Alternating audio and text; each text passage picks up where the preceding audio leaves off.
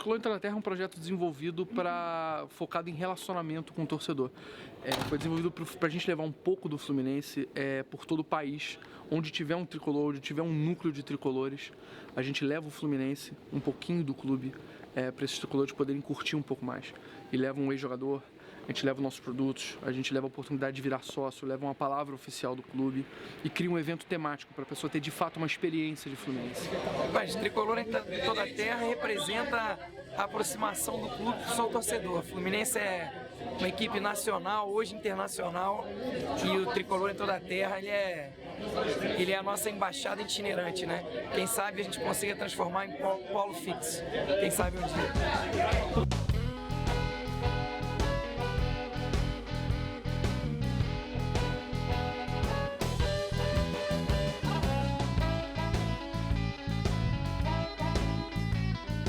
É uma maneira da gente criar relacionamento e aprender um pouco sobre a maneira como os tricolores se reúnem, se congressam e se integram em todo o país. Um grupo de amigos, com certeza, fez-se muita amizade ali, muitas amizades. Nós temos a história de um casal que se conheceu na Flumenau e hoje eles têm um filho lindo.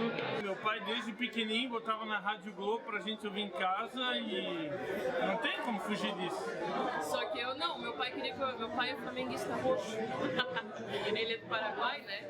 E então ele tá morando aqui já faz muitos anos. Desde que veio pra cá, ele é flamenguista. E quis que eu fosse flamenguista, mas não deu certo. Fiquei Fluminense. Que bom, né? Mas um dia aconteceu que eu convidei ela pra assistir um jogo lá do Fluminense, ela topou e até hoje estamos juntos.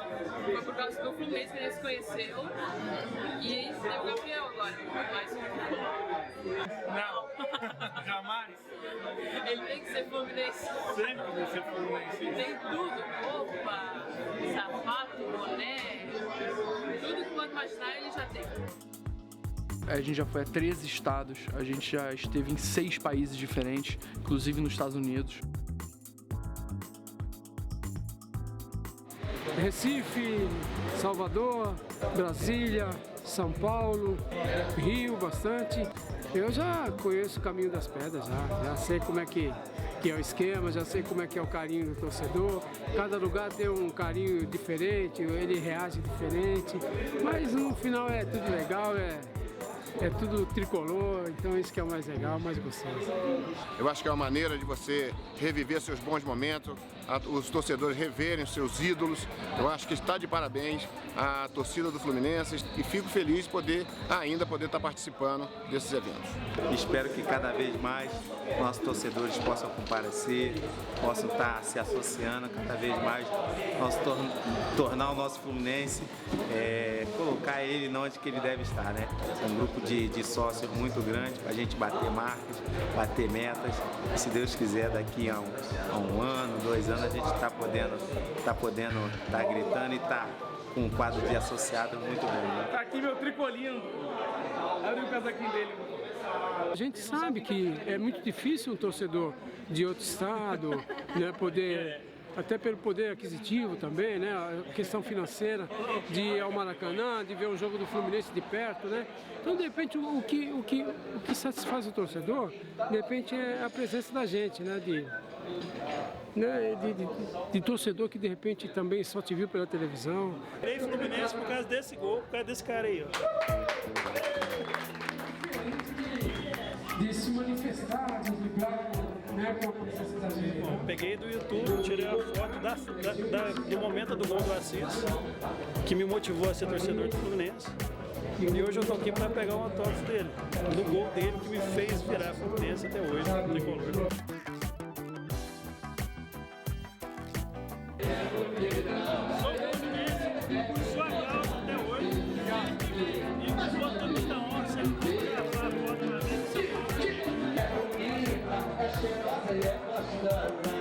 Eu vou enquadrar e colocar na minha sala de trabalho. Então o Tricolor Entrou na Terra, na verdade, é uma missão que o Fluminense tem de mostrar para o país inteiro o quão grande é o Fluminense e o quão vasta é a torcida do Fluminense em todo o país.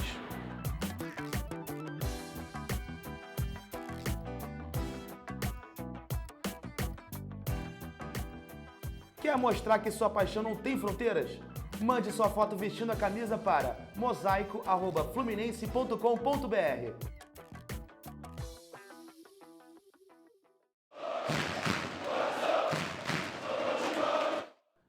Antes de Diego Cavalieri, antes de Paulo Vitor, antes até de Félix, Castilho e Batatais, havia Marcos Carneiro de Mendonça. Ele inaugurou a dinastia da camisa 1 do Fluminense.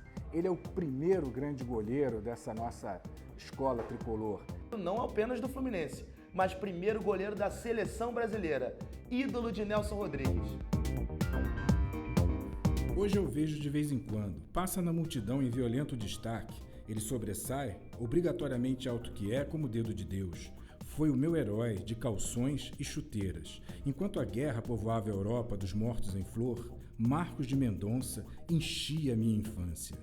Eu, como crítica, escapei muito das agressões do Nelson, porque era filha do Marcos. Mas eu encontrava, inclusive, com ele no Maracanã. Era ótimo, assim, eu nunca tive maior intimidade com ele, mas conheci tanto no teatro quanto no futebol, de maneira que ele era realmente, ele falava muito no meu pai. Agora, engraçado é por que ele foi ser goleiro. É verdade que ele era alto, de maneira que isso era indicado. Mas o que acontece é que quando ele enfim, era um meninote ainda, começou a aparecer negócio de futebol e todo mundo queria jogar futebol. E ele, com 14 anos, teve acho que chamava pleurisia, uma coisa, e se tratou, não sei o quê, e o tio dele, que cuidava dele, que era médico, e ele foi perguntar para o tio Pedro se ele podia jogar futebol.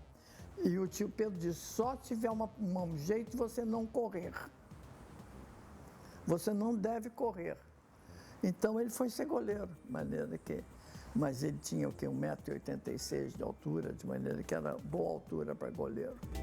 Dentro de inúmeros jogos marcantes do primeiro grande ídolo do futebol brasileiro, talvez o mais icônico tenha sido o Fla-Flu de 1919.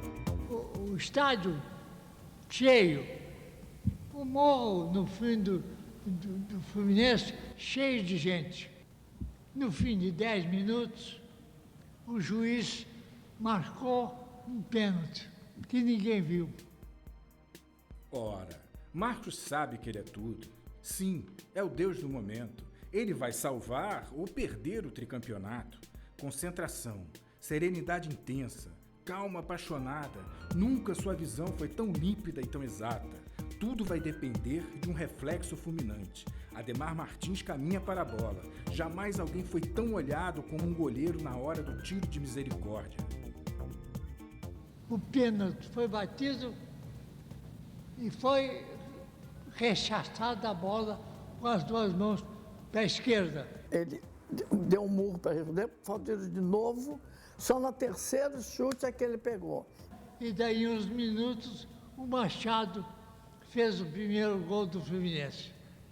Fez o primeiro gol do Fluminense, acabou o primeiro tempo 1-0 e no segundo tempo nós fizemos mais 3 gols. Quer dizer, vencemos por 4-0. Aquele Fla-Flu de 19, um tricampeonato conquistado no novo estádio das Laranjeiras, o estádio mais moderno da América do Sul naquela época, realmente é uma coisa emblemática, porque estava na tribuna, tinha um presidente Epitácio Pessoa, o Fluminense mobilizava toda a sociedade civil carioca, o Rio de Janeiro era a capital do país, você imagina como é que era a efervescência daquele momento. Então, você chegar, meter 4-0, depois do Marcos pegar um pênalti e fazer 3 defesas na sequência antológica e você começar a forjar ali o sentimento da paixão do futebol, eu acho que teve o primeiro Fla-Flu que nós ganhamos, mas esse eu acho que foi o que entrou assim vamos dizer assim, para a parte mítica do futebol brasileiro, né? Porque tinham testemunhas e podemos afirmar que lá, definitivamente, Nelson Rodrigues se apaixona pelo Fluminense e faz um amor com vocação para a eternidade, para a vida toda. Em 1922, através do esforço de seus sócios e estimulado por um empréstimo do governo, o Fluminense construiu o Estádio das Laranjeiras para abrigar o Campeonato Sul-Americano de Futebol, primeiro torneio disputado e conquistado pela seleção brasileira.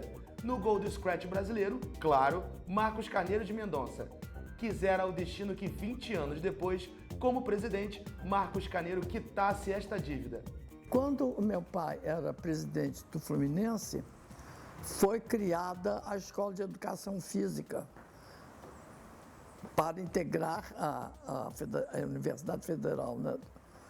Então, mas eles não tinham instalações. E o meu pai teve essa ideia de propor ao Ministério da Educação, enquanto eles não tinham instalações, usarem as instalações do Fluminense para pagar a dívida eterna do Fluminense com o governo. De maneira que assim foi feito. Durante seu mandato, duas coisas importantíssimas na história do Flusão. Uma, nós vencemos o Fla-Flu da Lagoa, o mitológico, aquele das bolas na Lagoa Rodrigo de Freitas. E a outra foi em 1942, quando o Marcos, que também era escritor, ele teve a visão de ver que o Brasil tinha que se engajar nos esforços de guerra para combater os nazistas na guerra lá na Europa. Então, o que ele fez? Ele fez uma campanha para que o Fluminense adquirisse um avião, o avião Coelho Neto, para treinar as tropas brasileiras que iriam lá combater os vassalos de Hitler. Ele fez também treinamento de enfermeiras. Foi uma coisa que podemos dizer que o Fluminense foi o único clube do Brasil que ajudou a devastar do mapa os vassalos de Hitler. Essa foi mais um golaço do Marcos Carneiro de Mendonça. Isso é sabido que a palavra torcedor vem da torcida do Fluminense, que as moças iam lá para ver o Marcos Carneiro de Mendonça jogar. Tinha um lenço que elas ficavam nervosas, né? Iam torcendo o lenço e tinha aquele negócio de fazer assim, Fluminense. E a palavra torcedor certamente vem daí. Quer dizer que o primeiro torcedor era Fluminense, assim como o primeiro homem foi Adão. Tem duas histórias que são pitorescas sobre a popularidade dele. Ambas aconteceram na década de 50. A minha mãe foi pagar uma conta e o cara disse assim: Carneiro de Mendonça, o senhor é parente do Marcos? Eu disse: meu marido, a senhora não sabe como ele pegava, não sabe que maravilha. Ela disse: como não sei? Eu namorei, noivei, via sempre a carreira dele. Eu disse: não, eu sou Flamengo, eu é que sei como ele pegava.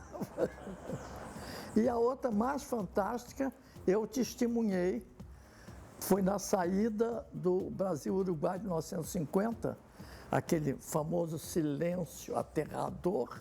Nós estávamos saindo na rampa e, de repente, um senhor do povo, assim, pessoa meio desconhecida, estancou na frente do meu pai e disse: seu Marcos, se fosse o senhor no gol, o Brasil não perdia.